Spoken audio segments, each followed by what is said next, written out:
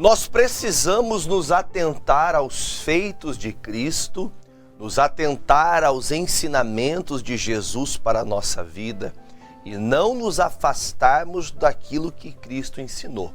Não tentar mudar aquilo que Cristo falou, não tentar acrescentar nada, não tentar criar coisas, modas para que as pessoas conheçam a Cristo. Quando Jesus ele ressuscitou, logo após a sua ressurreição, passou então 40 dias junto dos homens, curando, libertando, e uma mensagem principal da qual ele fazia. Ele estava pregando o reino de Deus. Estava mais uma vez o Senhor, logo após a ressurreição, veja que em várias fases da igreja, e quando eu digo a fase da igreja, eu penso pensando na atualidade, na igreja contemporânea, a igreja para conquistar algumas pessoas, para atrair algumas pessoas, estão usando métodos dos quais não estão descritos na palavra de Deus. Porque Jesus, quando ele viveu entre os homens, e ele pregou por cerca de 3 anos e meio, junto com os seus discípulos, e viajava, e passava de um lado para o outro das margens, ele anunciava o reino de Deus. A pregação era: arrependam-se e se convertam para que vós alcanceis o reino de Deus, para que vocês sejam salvos. O reino de Deus tem que se manifestar. E quando Jesus ressuscitou, ele, juntamente dos seus discípulos, ele volta a falar exatamente as mesmas coisas que eram faladas antes, quando ele pregava antes da morte e sua ressurreição. Isso nos faz entender, em Atos dos Apóstolos, nós vamos começar no capítulo 1, a partir do versículo 5, quando nós estamos aprendendo de Jesus, nós não temos que criar nada, acrescentar nada à pregação. Nós não temos que moldurar a igreja, nós não temos que pavimentar um pavimento que já está feito. Nós não precisamos, eu até gosto de usar uma expressão já bem falada, que nós não temos que enfeitar o pé do pavão. O pavão por si só, quando ele abre as suas penas, se você teve a oportunidade de presencialmente ver um pavão de penas, quando ele abre as suas asas, abre as suas penas, é lindo, há uma perfeição, há um brilho na natureza, naquilo que Deus fez. Então não precisa colocar um enfeitezinho no pavão para ele ficar mais bonito. Então nós não temos que enfeitar o evangelho, nós não temos que criar subterfúgios, meios para que as pessoas procurem a Deus. Nós podemos ensinar a palavra, nós devemos ensinar as pessoas sobre Jesus, nós devemos ensinar o que Jesus ensinou. Mas a igreja contemporânea, nesses tempos, tem se dividido e procurado meios para que a igreja, ao invés de ser o local chamado casa de oração, tem se tornado um lugar de happy hour. Sabe o que é o happy hour? O momento feliz. Não é um lugar de momento feliz, ali é momento de rendição. Gosto de ouvir o pastor Jaime pregando, ele fala assim que o altar é lugar de sacrifício. O altar é lugar de você derramar suas lágrimas. Você está na casa de Deus, reconhecendo o ser humano que é, reconhecendo que precisa ser moldado, precisa ser mudado, transformado. É na casa de Deus, onde as pregações que o pastor, ao estudar, ao se aplicar ao texto, ao se aplicar em orações, quando abrir a boca, o Espírito Santo vá aos ouvidos do ouvinte e converta o pecador do seu pecado. Escute bem o que eu vou falar. Nenhuma artimanha ou artifício humano pode converter um ser humano. Nenhum. Eu vou repetir para que fique claro. Nenhum artifício humano promove conversão. A única maneira de você ser transformado é você ser convencido pelo Espírito Santo. A Bíblia fala que o homem será convencido do seu pecado quando o Espírito Santo o abrir o coração, o fizer entender o seu pecado. Há muitas pessoas que estão seguindo pessoas. Há muitas famílias que estão seguindo famílias. Há muitos homens seguindo outros homens, mulheres seguindo outras mulheres, mas não estão seguindo o Cristo de Deus. O Cristo de Deus pregou o reino. O Cristo de Deus anunciou a vida de Cristo, a qual, quando ele subiu ao céu, ele disse: eu vou preparar-vos lugar para que vós estejam comigo também. Então, entendemos claramente que Jesus não mudou a tônica da mensagem. Jesus não mudou a ênfase do recado. Jesus não precisou de pregar de maneira diferente para que as pessoas ouvissem a pregação. Eu já ouvi várias pregações e a Bíblia é recheada de ensinamentos. O apóstolo Paulo, ele disse que fez de tudo para ganhar alguns. Se o Paulo, um dos maiores ganhadores de almas que a Bíblia testifica, maior ganhador de alma, diz que ele ganhou alguns, imagine você que só segue modinha, que só segue o período gospel. Tem gente que ela diz que é crente por causa que ela gosta de uma banda, que ela gosta de um louvor, que ela gosta de escutar uma música tal, aí ela diz que é crente. Outros dizem que são crentes porque o ciclo social que ela convive é o ciclo da igreja. É um ciclo diferente, é uma grande cúpula na cidade, talvez no local onde você reside ali, aquelas pessoas elas têm um poder, uma autoridade diferenciada e acabam sendo envolvidos neste ciclo e acabam esquecendo do princípio que é o reino de Deus. Para não ficar na minha voz somente, vou pôr o versículo, eu não iria ler com vocês, mas coloque para nós o versículo 3 na tela, para as pessoas lerem e entenderem o que está escrito aqui. Versículo 3, diz assim, aos quais também, depois de ter padecido, se apresentou vivo. Jesus sofreu, mas apresentou-se vivo, com muitas e infalíveis provas, sendo visto por eles por espaço de 40 dias, e falando do que respeita ao reino de Deus. Então, a pregação de Jesus, logo após a ressurreição, não mudou. Imagine, por exemplo, vamos trazer o jargão popular do mundo. Nós estamos com dificuldade de trazer pessoas para a igreja, porque Jesus morreu na cruz. Jesus ressuscitou. E as multidões que seguiam Jesus não vieram até Jesus. Não estavam com Cristo. Não vieram naquele momento. No entanto, que a Bíblia fala que no cenáculo, quando os discípulos foram cheios do Espírito Santo, tinham somente 120 pessoas. Se pensássemos na multiplicação de pães e peixes, que tinham cerca de 5.000 homens, quantas pessoas nesse dia seriam cheias de Deus? Só que elas só queriam um momento. E é o que tem acontecido hoje. As pessoas só querem viver um momento. Elas só querem viver uma emoção. Elas querem ter uma experiência. Esses dias eu vi uma pessoa fazendo como que fala, meu Deus? Uma comunicação para convidar para uma igreja. Ele falou assim, aqui você vai ter uma experiência sonora. Aqui você vai ter uma experiência de iluminação. Eu falei, mas eu pensava que a experiência era com Deus e não com o templo em si. Eu pensava que a experiência que nós temos que ter era comunhão com Deus, comunhão com o Espírito Santo, e não as coisas do templo. Por que nós vemos as igrejas esvaziando e os lugares de palco enchendo? Porque no lugar de palco tem beleza, no lugar de palco tem estética, no lugar de palco tem o chamarisco, né? E as pessoas estão atrás disso.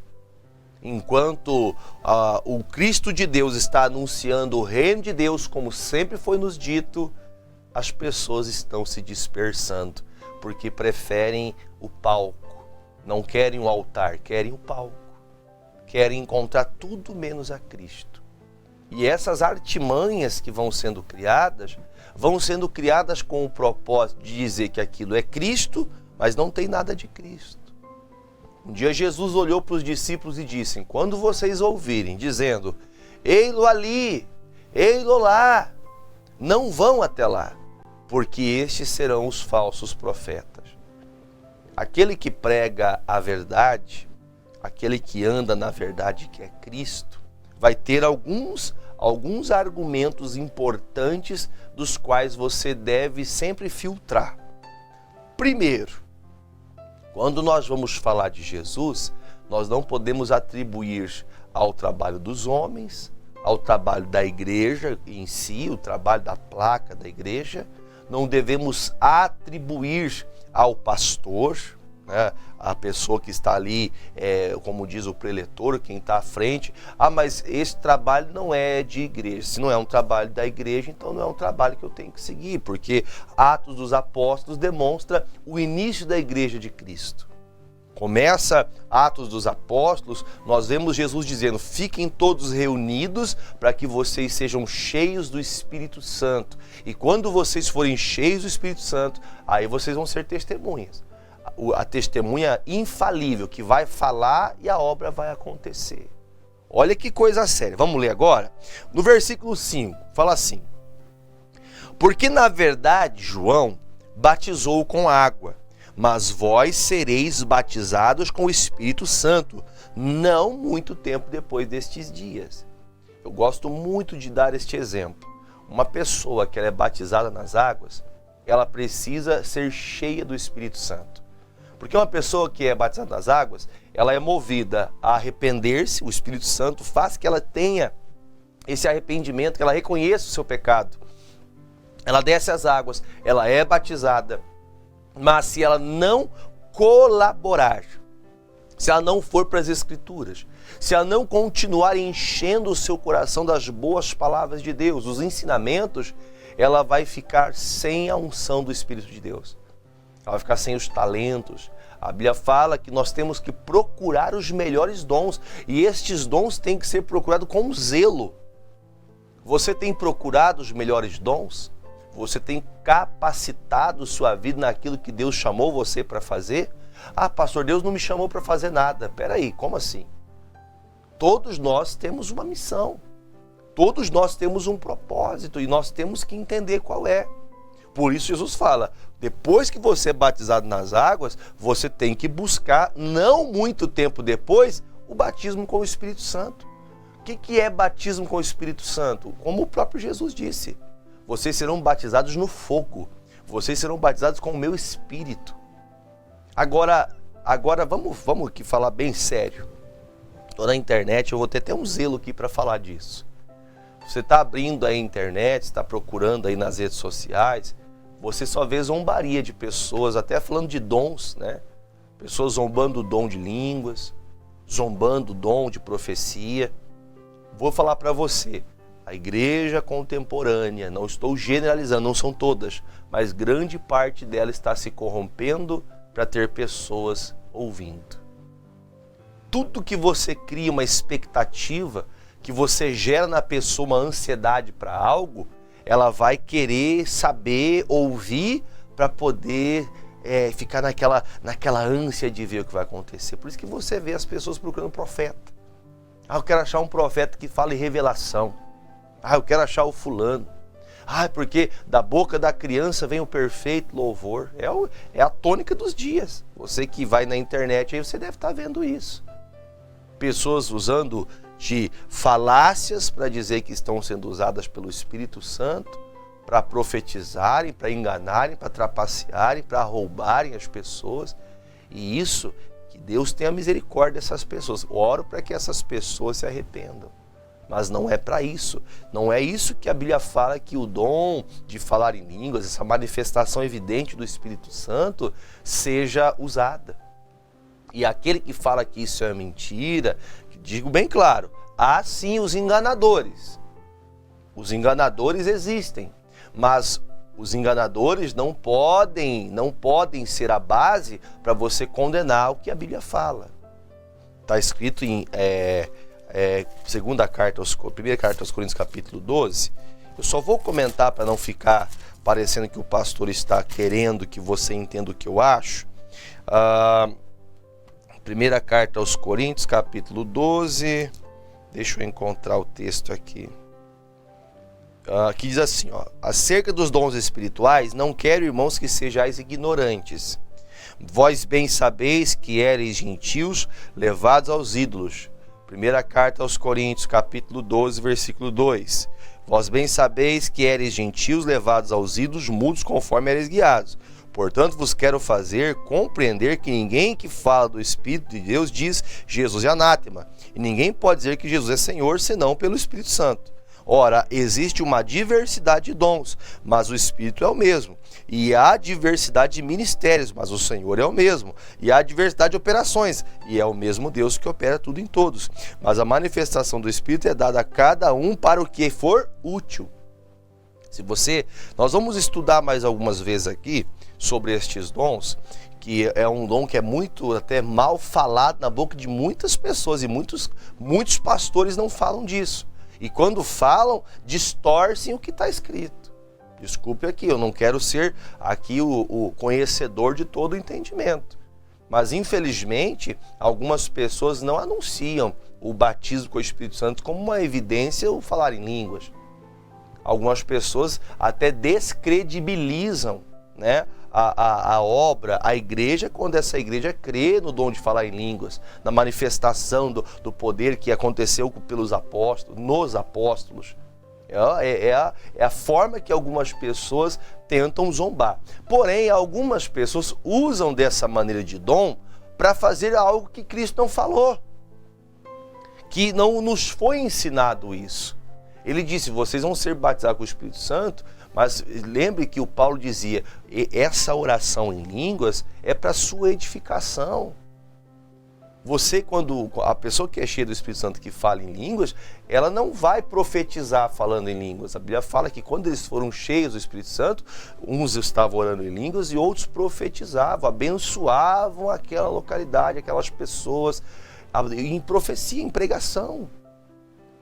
Então tomem cuidado para que nós não zombemos de quem faz a obra de verdade, olhando para essas mentiras, para essas falácias, só para trazer gente para a igreja. As pessoas, elas são muito disso, elas querem ter alguma coisa, elas querem ter algo para poder se segurar. Ai, porque eu escutei, o pastor disse que vai acontecer comigo isso, e a pessoa fica naquela ânsia. Se não for o Espírito Santo, você vai perder a paz. O que vem de Deus te deixa em paz. O que não vem de Deus te deixa inquieto. Quer ver uma prova? Atos 16. Atos dos Apóstolos 16. Eu vou achar o versículo chave. Atos dos Apóstolos, capítulo 16. Eu vou pegar um versículo direto aqui para a gente não ficar muito tempo aqui no texto. Deixa eu só encontrar o versículo chave, senão é muita leitura. Atos 16, versículo de número 16. Diz assim, ó. E aconteceu que, indo nós à oração, nos saiu ao encontro, veio diante deles, uma jovem que tinha espírito de adivinhação, a qual, adivinhando, dava grande lucro aos seus senhores.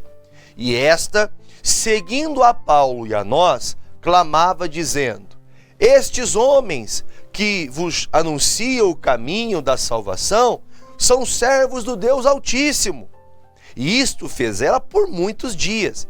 Mas Paulo ficou perturbado e voltou-se e disse ao Espírito, em nome de Jesus Cristo, te mando que saias dela, e da mesma hora saiu.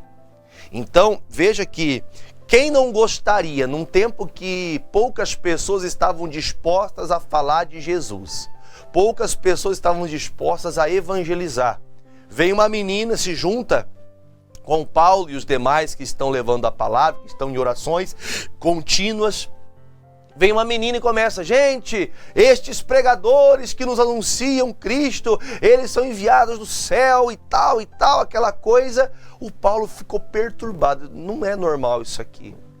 Essa mulher não se converteu, essa mulher não foi batizada, esta mulher não tem as prerrogativas bíblicas de ensinamentos de Jesus, tem algo errado nessa mulher.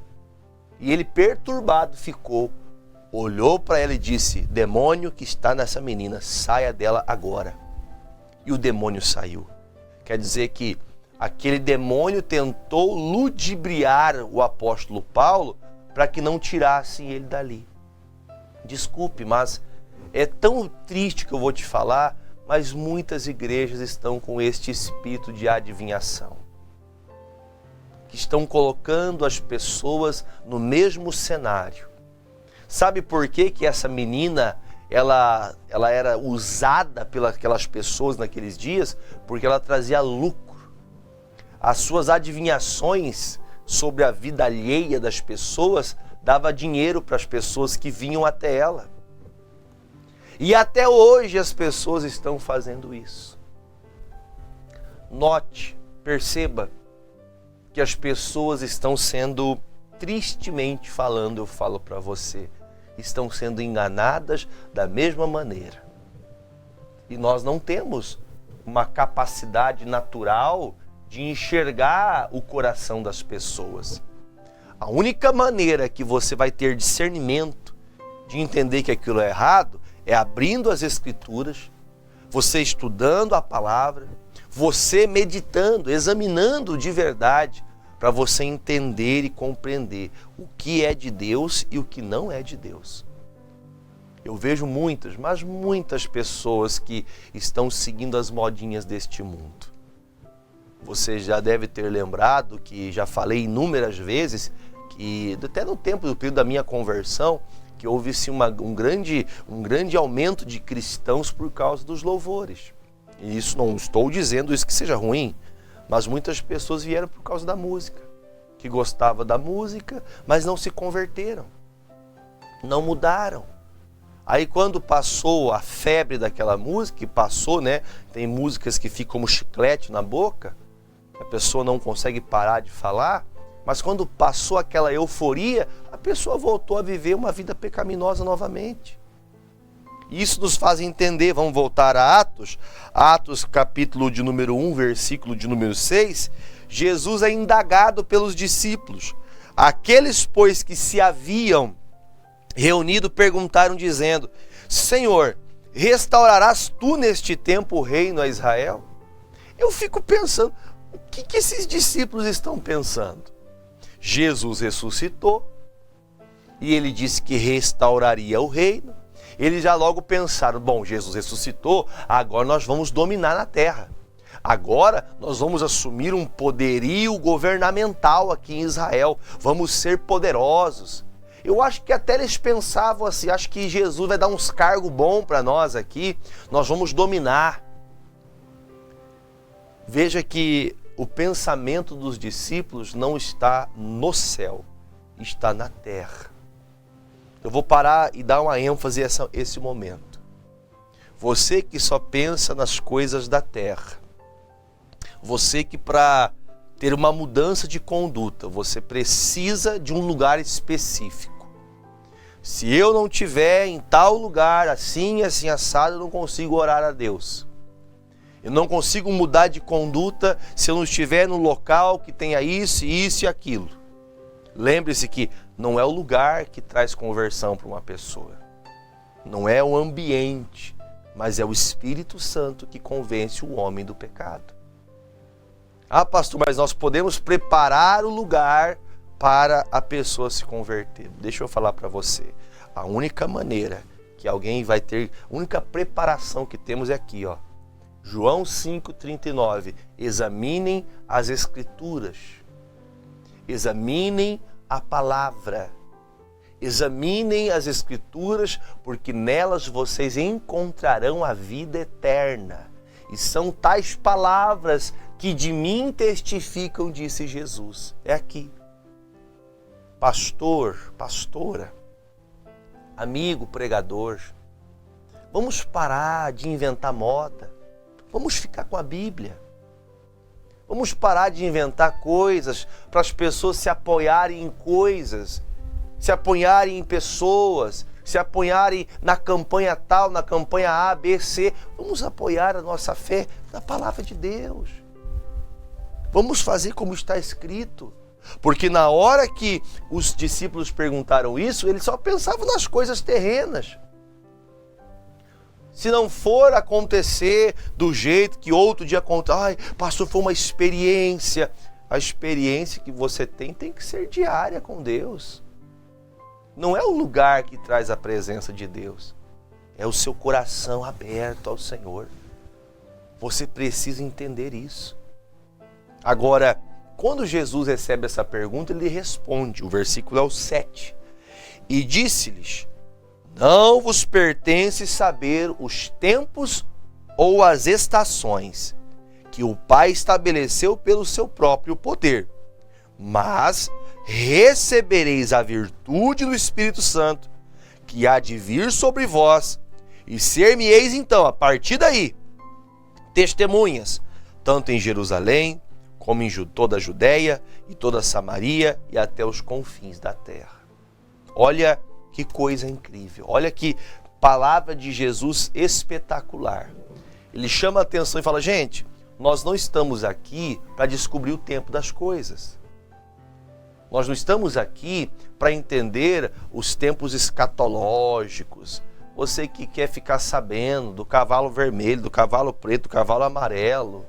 Você que quer saber, o próprio Jesus disse, nem o Filho sabe quando será a volta do Filho do Homem para levar a sua igreja. Aí você fica aí colocando data. Ah, pastor, morreu aí um grande bispo aí de uma igreja. Ele que é poderoso, está marcado agora a volta de Jesus. Pare de inventar o que você não sabe. Pare de falar de coisas que nem Cristo falou e você está inventando isso. Pelo amor de Deus, o que está escrito aqui é: pare de pensar no tempo, nas estações. Deus faz tudo conforme o poder dele. Pare de querer inventar moda. Para. Eu escuto isso já tem um tempo. Para de ser mimizento. Para de mimimi.